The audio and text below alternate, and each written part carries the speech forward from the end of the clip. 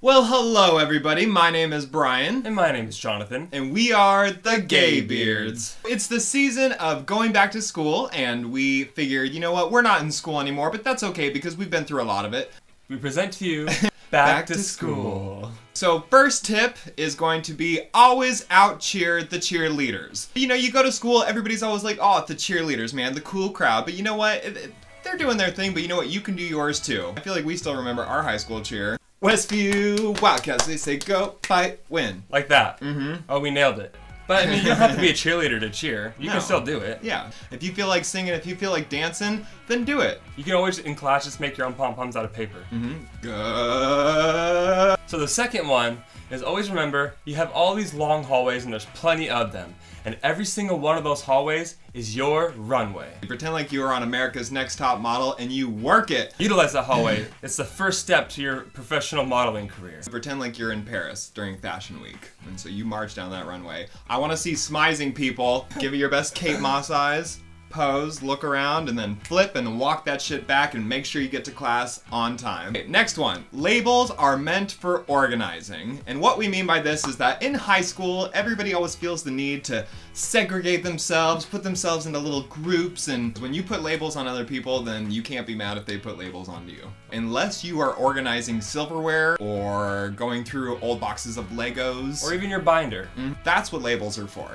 Always be nice to the lunch ladies. When you're on your first day of school and you're walking into the building, I don't know about you, but we were hungry. When you're standing in line staring at that mac and cheese or that 2-day-old pizza, or even the hamburger buns that maybe don't look so much like hamburger buns, make sure you're treating the people that are serving those to you good, because guess what? They're your first line of defense for hunger. They're that extra key to that extra scoop of sauce or that bigger side of french fries. I know if I was a lunch lady and all the cool kids came through the line and didn't acknowledge me, their asses ain't getting an extra scoop of nothing. Nope, they get the small slice of pizza. I'm gonna maybe get that crusty gravy on the side of the tin.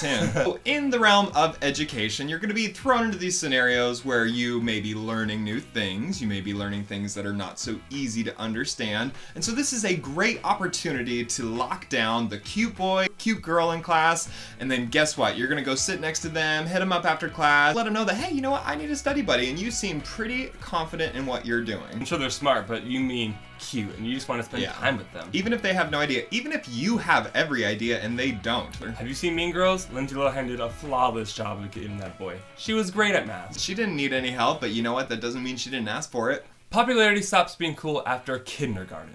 Popularity isn't necessarily, it's not a cool thing. It's not like being popular isn't something you should aspire to be. It's not even real. Hey, what? More people know your name, more people talk about you, more people judge you, more people wonder what the hell's going on. That is not something to strive for. If anything, it's a lot of pressure. I think we've learned this lesson that sometimes the people that are perceived to be the least popular are actually the coolest. It's all about confidence. Just be confident in who you are, and that should be enough. The next step, which is maybe not so important, but I feel like Jonathan and I have to throw it out there because it is a fashionista move. Always wear glasses. Always wear glasses. I mean, even Jonathan and I do this in public. If we're walking around and, you know, we're not necessarily ones to wear glasses inside all the time, but if you do, there's a benefit. And you look kind of silly, but you see a cutie, then you kind of like do that throwback, and then you can kind of drop your glasses as they're staring at you. It's a subtle way of hitting on somebody without actually having to say anything. It's just like, you're hot, I said nothing, but you know what I'm saying. Oh, cute boys walking by.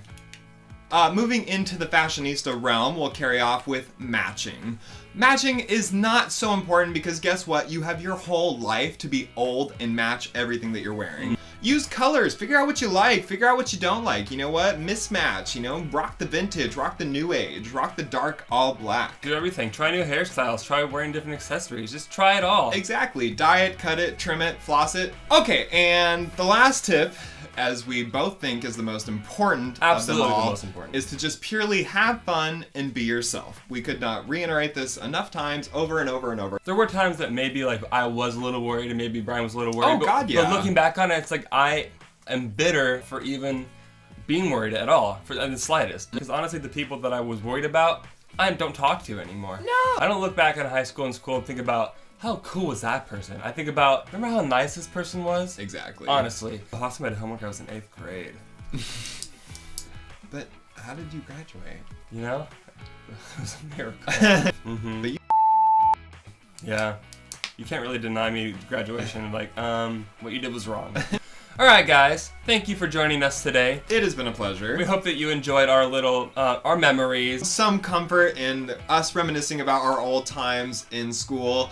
We know it's a struggle, we know it can be hard at times, but I promise you, it's always better on the other side. Well, take this as an opportunity to just enjoy yourself, figure out what you like, explore. Don't be afraid to try new things, because when you get older, that can tend to get a little bit harder. We've had the realization as we've been doing this whole video that normally we come out with a new video every Friday at noon. And we realize now that that's a little silly because y'all probably are in class around that time. And we're actually going to be switching it up. Should we just decide? What should we decide? Let's just do Saturdays. Saturdays? Saturdays at noon are going to be the new every week video from the Gay Beards. So you know what? Make sure you subscribe to our channel somewhere in the bubble.